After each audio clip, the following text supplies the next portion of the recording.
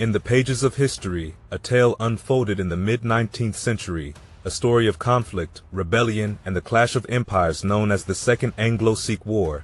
It was a time when the British East India Company, a force relentless in its expansion, had set its sights on the northwest of India, the heartland of the formidable Sikh Empire. The British East India Company, having already carved out a vast empire through victories in battles like Plassey and Buxar, sought to extend its dominion further. Southern India had bowed to its might in the Anglo-Mysore Wars, and the Maratha Confederacy in central and northern India had succumbed in the Anglo-Maratha Wars.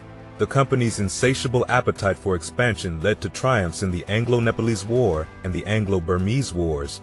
Now, the gaze turned to the northwest, to the Punjab. The Punjab, a region spanning parts of modern-day Pakistan and India, bore witness to the rise of the Sikh Empire amid the fading glory of the Mughal Empire.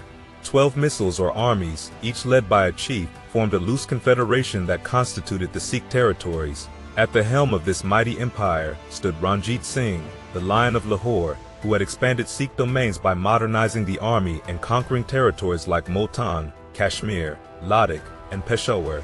The East India Company, feeling the reverberations of their failed venture in the First Anglo-Afghan War, eyed the Sikh Empire with concern.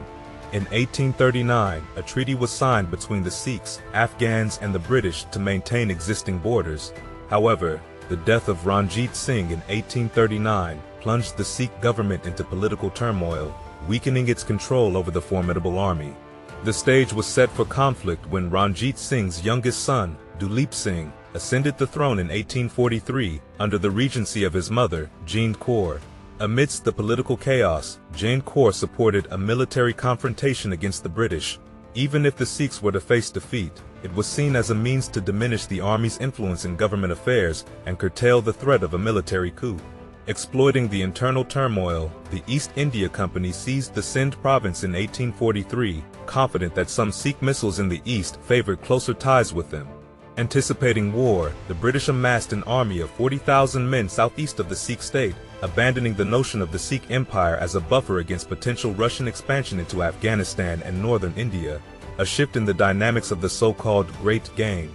The Second Anglo-Sikh War loomed on the horizon, and the Sikhs, once rulers of their destiny, now found themselves facing the seemingly unstoppable forces of the East India Company. As the echoes of conflict continued to reverberate across the plains of northern India, the stage was set for the harrowing continuation of the saga known as the Second Anglo-Sikh War. The aftermath of the First Anglo-Sikh War saw the signing of the Treaty of Lahore on March 9, 1846, casting the Punjab into the role of a sponsored state. South of the Sutlej River, territories of the Sikh Empire fell under direct rule of the British East India Company. Duleep Singh, the young scion of the Sikh Maharaja, retained a nominal title but existed under the vigilant gaze of a British resident and a council of regency, including sympathetic figures like Tej Singh and Ranjit Singh. The Sikh army underwent a drastic reduction, its cannons confiscated, and a prohibition on recruiting foreign mercenaries imposed. The Sikh, not satisfied with these terms, received a substantial indemnity payment. The acquisition extended to Jammu and Kashmir, serving as partial payment of the indemnity. The punitive measures of the treaty, coupled with the erosion of traditional practices and the exile of Jean Kaur in August 1847, kindled a simmering discontent among the Sikhs. In this cauldron of unrest, a formidable figure emerged as the voice of rebellion: Maharaja, the former governor of the fortified city of Multan. The call for a resurgence against the British found resonance not only among former soldiers stripped of their positions, but also in the hearts of those who had suffered under the new British regime. The flames of discontent were further fueled by those who mourned the fading traditions and cultural practices. The spark that ignited the Second Anglo-Sikh War came in April 1848, with the murder of 2 British officers at Multan by deserter soldiers. Lieutenant William Anderson and Resident Patrick Vance Agnew fell victim to this act of rebellion, leading to the capture of the city by the insurgents. The initial attempts to retake Multan faltered, as a significant Sikh contingent joined the rebel cause, escalating the revolt.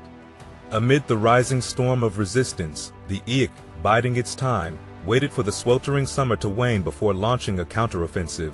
However, the rebellion gained momentum, spreading across the Punjab. In September and October, the Sikh assembled formidable armies, one to recapture Multan and the other to address the unrest north of Lahore. Multan, with its formidable fortifications, proved to be a formidable adversary.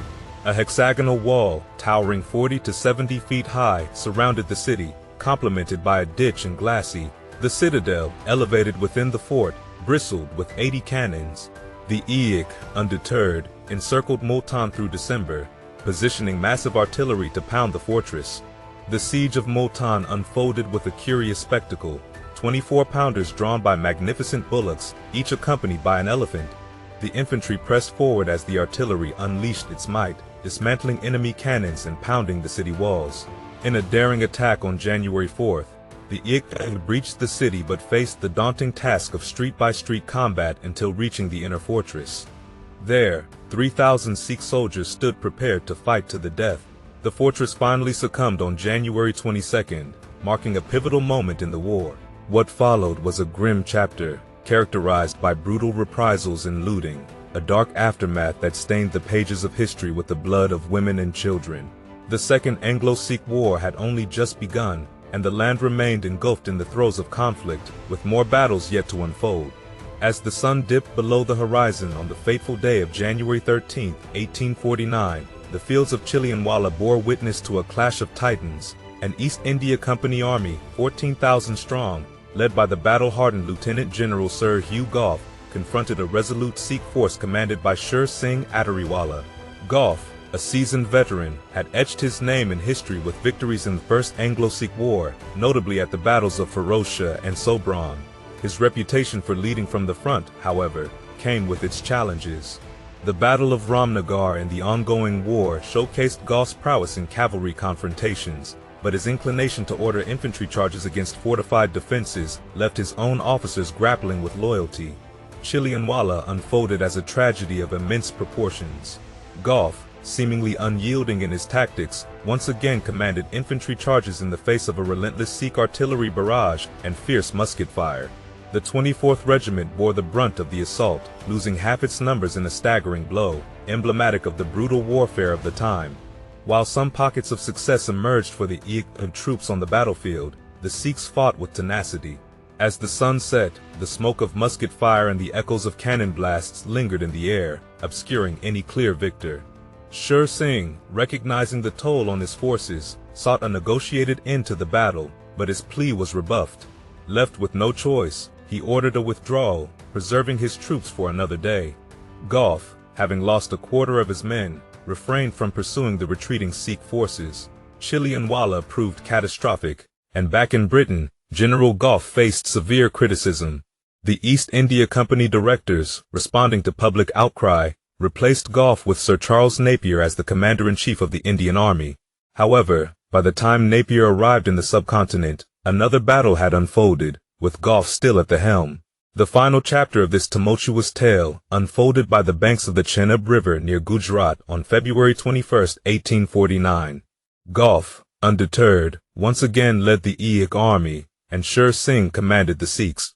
The tables turned with a large reinforcement arriving from the campaign against Multan, boosting Gough's forces to an impressive 23,000 men.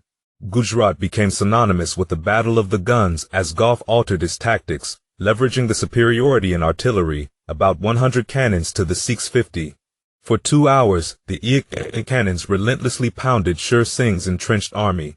The Sikh gunners erred by firing too early, and when the Sikh infantry and light cavalry advanced, the losses were not as severe as in previous encounters. The battlefield witnessed a strategic ballet. Artillery, cavalry, and infantry orchestrated a symphony of war.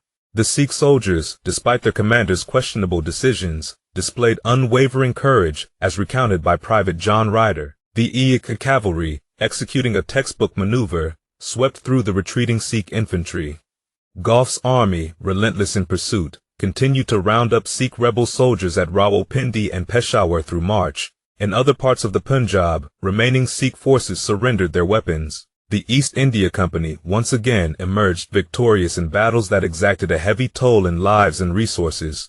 With the dust settling on the battlegrounds of Gujrat, the aftermath unfolded as the British consolidated their dominion over the Punjab. March 1849 marked a pivotal moment as the entire region was annexed and integrated into British India. Colonial administrators, spearheaded by figures like John and Henry Lawrence, assumed control, ushering in an era of imperial governance. The geopolitical landscape underwent a significant shift, and the strategic decision to grant Kashmir to the Raja of Jammu in exchange for his support during the war echoed through the corridors of history. This territorial separation would reverberate with lasting consequences, shaping the intricate tapestry of regional dynamics. Duleep Singh, the young Maharaja caught in the tempest of conflict, found himself in exile, torn from his homeland. England became his reluctant refuge, and alongside him, his mother, Jean Kaur, shared the burden of displacement.